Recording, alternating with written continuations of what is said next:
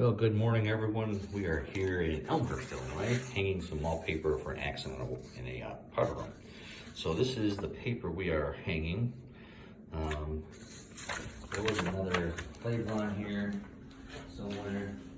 Here it is. So this is the actual paper information. You can look that up if you're looking to put it in your house.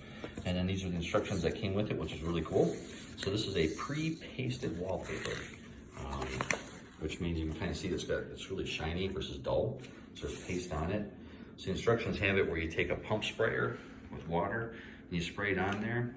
I learned with pre-pasted you use a paste activator, which is it's kind of a wallpaper paste, but it's from Roman decorating products, and it's a pre-paste activator.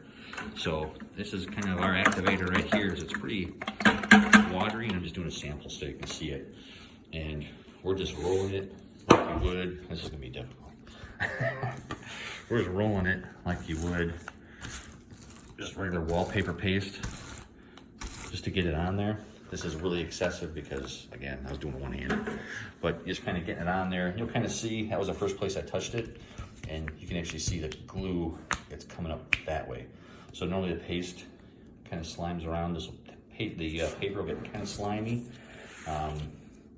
but if you some of the pre-pasted stuff, when you just put water on there, it like foams up, so it gets really messy really quick. So pre-paste activator kind of makes it react evenly across all the paper, so you get a nice even surface. And then the paper itself, you can kind of come in the bathroom. We'll take a look at Mark. He's putting up our last piece, but there it is on the wall. This is a drop match pattern, so every other strip. So one piece, next piece was 12 inches, 12 inches, 12 inches to match up and down.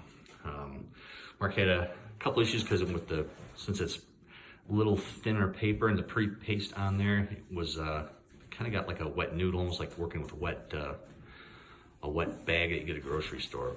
But otherwise, it went up really nice.